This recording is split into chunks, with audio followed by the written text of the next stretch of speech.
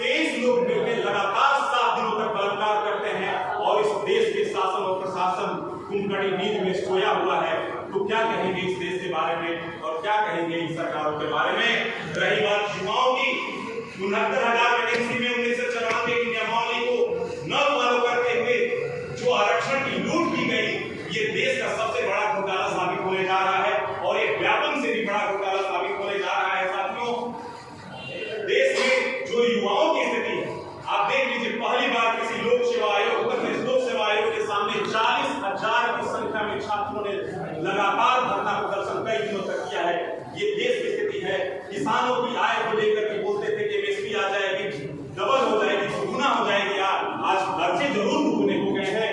रही बात अंबेडकर जी की बात करने की, तो आज इस देश में जितने गांधीवादी, अंबेडकरवादी, मंडलवादी लोग हैं, उनको कहीं से भी उठा के पकड़ करके जेल में डाल दिया जाता है बिना किसी कारण के, बिना किसी शर्तों के। इस देश में अंबेडकर जी ने क्या कहा था?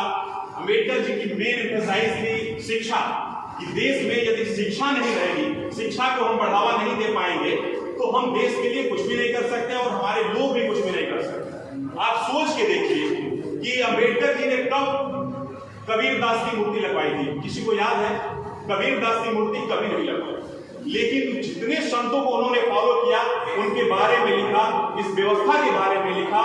मैं जानता हूं कि केवल मूर्तियां लगवाने से और जयंतियां मनाने से हम निश्चित रूप से ऐसे बड़े बड़े जो हमारे योद्धा, सामाजिक न्याय के जो योद्धा रहे हैं, अंबेडकर जी जैसे, महात्मा गांधी जैसे, बीपी मंडल साहब के जैसे, इन लोगों की जो परिकल्पना थी उसको हम आत्मसात नहीं कर पाएंगे। नहीं तो आज मूर्तियों की बात यदि आप करते हैं तो देश में, इस दुनिया में सबसे बड़ी मूर्ति जो बामियान प्रांत में, अफगानिस्तान में जो लगी थी महात्मा बुद्ध की, क्या जो बनाने वाला था पत्थर तराश करके पूरे पर्वत को काट करके मूर्ति बनाया था, क्या किसी ने उसे सोचा होगा कि ये मूर्ति तोड़ दी जाएगी? लेकिन वो मूर्ति तोड़ दी गई। इसलिए सबसे इंपॉर्टेंट है कि आप शिक्षा पे एम्फसाइज करें, शिक्षा पे अपना ध्यान केंद्रित करें। नहीं तो आज जो सरकार चल रही है, इसका मेन उद्देश्य इस देश में गरीबों की, शोषितों की, पिछड़ों की, वंचितों की, दलितों की, और इस देश में जितने भी ऐसे लोग हैं जो सरकार का विरोध कर सकते हैं, उनको दबाने की बात हो रही है। और आपको अपनी भूमिका को फिक्स करना होगा कि आप इस देश में चाहते क्या हैं। यदि आप अपनी भूमिका को अस्थायी रूप से किसी एक बात पे केंद्रित नहीं कर सकते, तो निश्चित रूप से आपको दल तोड़ दिया जाएगा।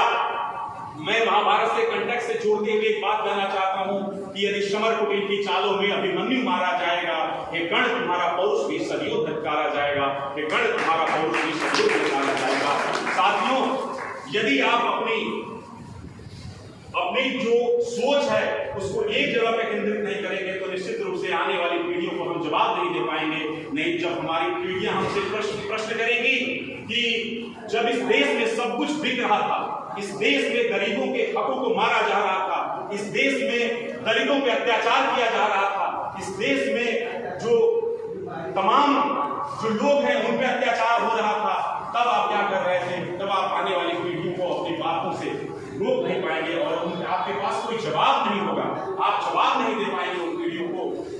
तो बहुत ज्यादा समय न लेते हुए अभी तमाम लोग बोलने वाले हैं, इसी के साथ केवल 4 बातें दुष्यंत कुमार की 4 लाइनें मैं कहना चाहता हूं आपके सामने कि हंगामा खड़ा करना मेरा मकसद नहीं, मेरी कोशिश है कि तस्वीर बदलनी चाहिए, मेरे सीने में नहीं तो तेरे सीने में सही हो कहीं भी आप, ये जिहाद चलनी चाहिए। बहुत बहुत धन्यवाद।